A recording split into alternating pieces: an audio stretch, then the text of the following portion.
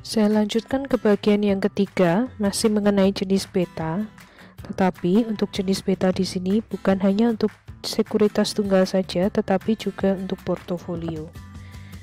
Beta portofolio dalam hal ini dapat dihitung dengan menggunakan proporsi dari masing-masing individual sekuritas yang membentuk portofolio. Sehingga di sini untuk rumusnya adalah beta P sama dengan sigma NT sama dengan 1. Beta portofolio ini umumnya lebih akurat dibandingkan dengan beta tiap-tiap individual sekuritas. Alasannya adalah beta individual sekuritas diasumsikan konstan dari waktu ke waktu. Kenyataannya, beta individual sekuritas ini dapat berubah dari waktu ke waktu.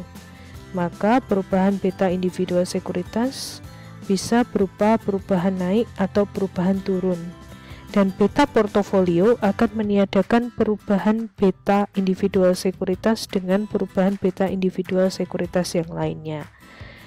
Maka kalau beta tidak konstan dari waktu ke waktu, maka beta portofolio akan lebih tepat dibandingkan dengan beta individual sekuritas. Alasan yang kedua, penghitungan beta individual sekuritas juga tidak lepas dari kesalahan pengukuran atau measurement error, atau juga kesalahan acak atau random error.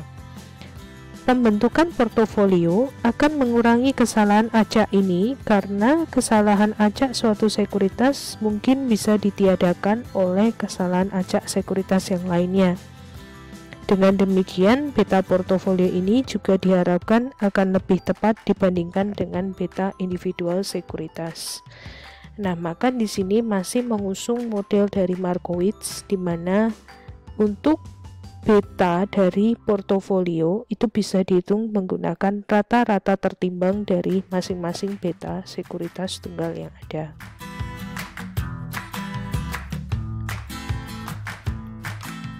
Nah, bagaimana dengan ketepatan dari beta historis yang tadi sudah dijelaskan? Beta historis memiliki hubungan dengan beta di masa datang. Hubungan ini akan semakin kuat untuk beta portofolio yang memiliki banyak sekuritas di dalamnya. Atau di sini juga mengusung dari model Markowitz yang mengatakan bahwa semakin banyak sekuritas yang ada di dalam portofolio, maka risikonya akan semakin minim. Maka di sini juga untuk beta portofolio yang memiliki banyak sekuritas, di sini bisa mengurangi kesalahan-kesalahan penghitungan dari beta dan masing-masing sekuritas akan saling meniadakan risikonya. Nah, di sini adalah penelitian menurut Bloom 1975. Nah, bagaimana kita menyesuaikan beta? Estimasi beta cenderung mengarah ke nilai 1 dari satu periode ke periode yang lain, maka nilai beta historis akan disesuaikan menurut Bloom 1971.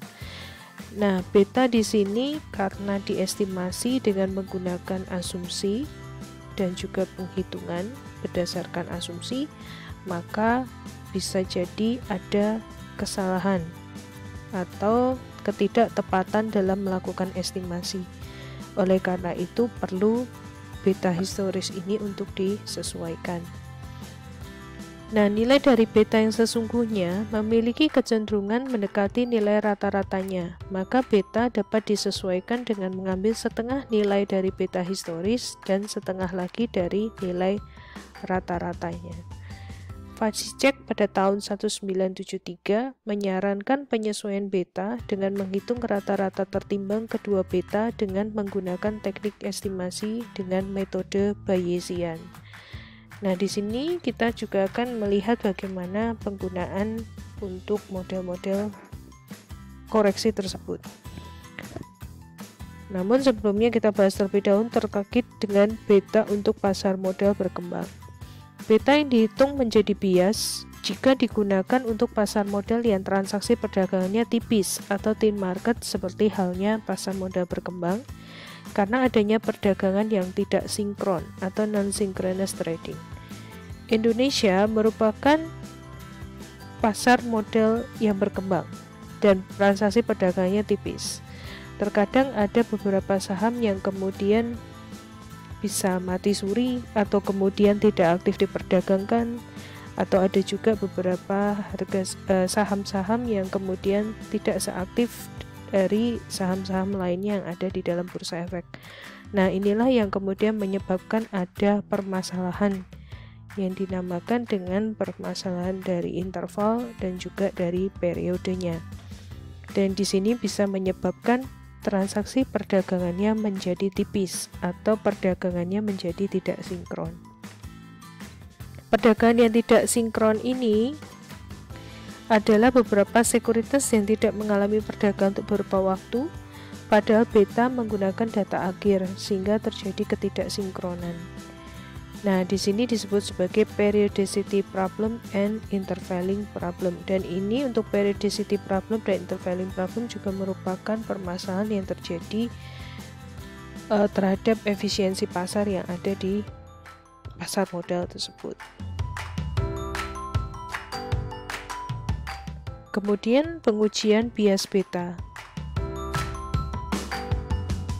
Pengujian terhadap bias ini, apabila tidak terjadi bias, maka rata-rata tertimbangnya adalah 1. Apabila terjadi bias, maka rata-rata tertimbang adalah tidak sama dengan 1. Seperti yang tadi sudah dijelaskan bahwa pasar modal yang berkembang memiliki pasar yang perdagangannya tipis, oleh karena itu pasti terjadi bias. Oleh karena itu rata-rata tertimbangnya adalah sama dengan 1. Nah, untuk membandingkan rata-rata tertimbang beta semua sekuritas di pasar dengan nilai 1 ini, maka perlu adanya koreksi terhadap bias. Ada 3 metode yang bisa digunakan, yaitu metode Scholes and Williams, kemudian ada metode Dimson, dan metode Fowler and Roth. Karena bias dari beta ini disebabkan karena adanya periodicity dan juga intervaling problem, oleh karena itu di sini nanti akan menggunakan lag dan lead sebagai koreksi terhadap bias dari beta yang terjadi. Yang pertama adalah metode dari Scholes and Williams, di mana untuk menghitung beta disesuaikannya adalah beta I minus N ditambah sampai dengan seterusnya hingga beta I plus N dibagi 1 plus 2 dikali rho 1 ditambah sampai seterusnya ditambah 2 dikali rho N. Kemudian untuk metode Dimson, di sini untuk rumusnya adalah RIT sama dengan alpha I plus beta I pangkat minus N ditambah RMTN ditambah sampai dengan seterusnya ditambah beta I 0 RMT ditambah hingga seterusnya ditambah beta I plus N RMT plus N ditambah EIT. Kemudian metode Fowler dan Roth di sini dikembangkan dengan dari metode Dimson dan juga metode Scholes-Williams yang sudah ada tadi.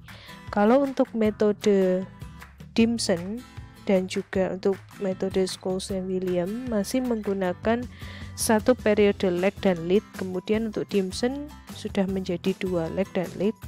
Nah, di sini untuk metode Fowler dan Roth dengan menggunakan 3 periode lag dan lead.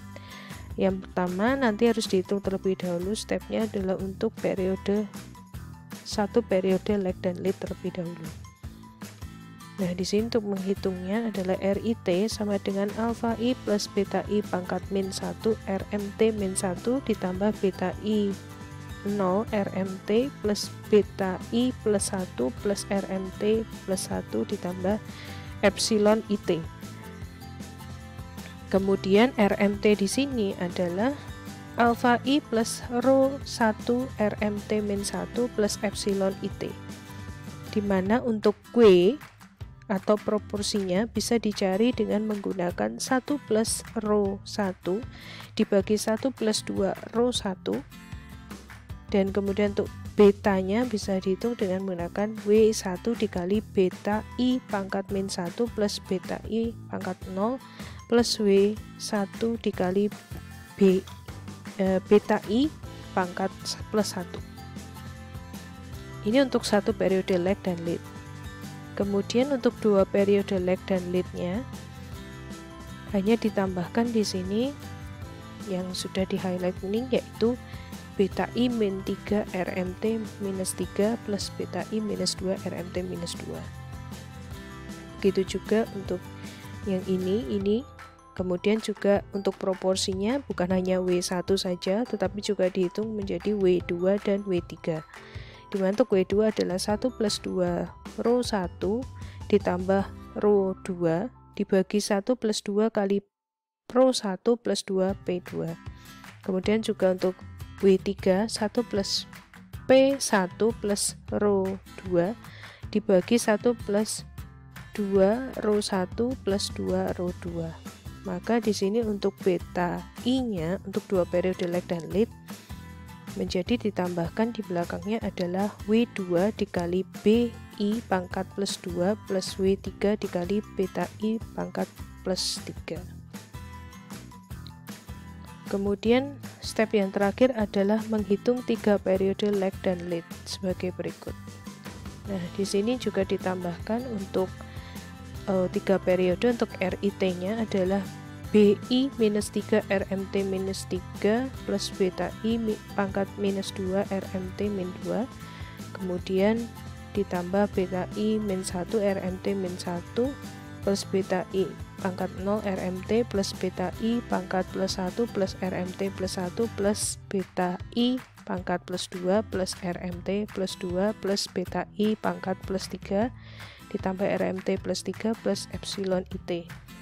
Kemudian untuk RMT-nya juga berubah, di sini menjadi ditambahkan rho 2 RMT minus 2 plus rho 3 RMT minus 3.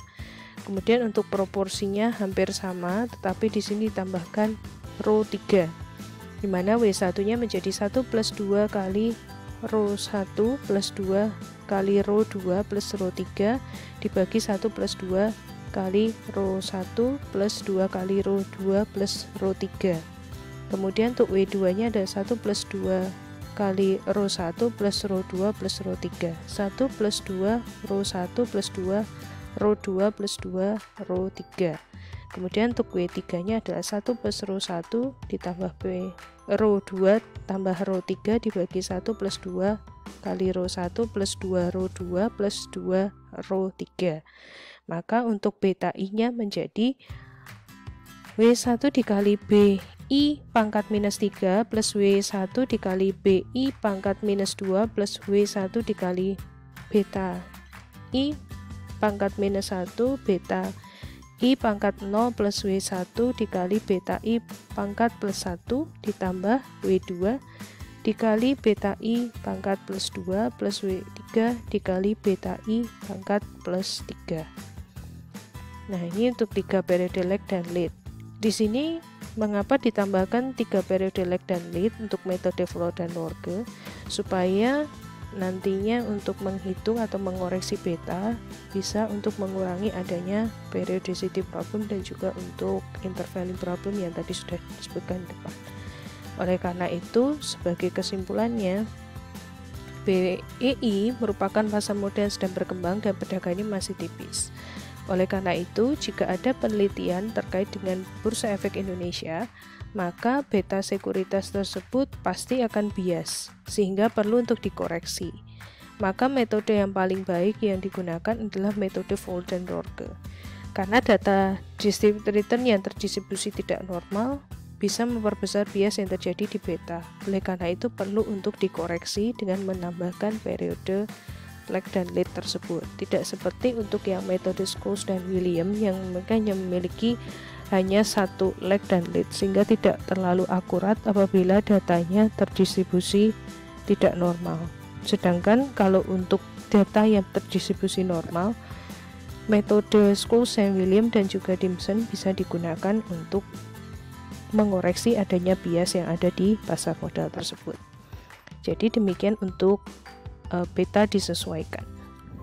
Terima kasih.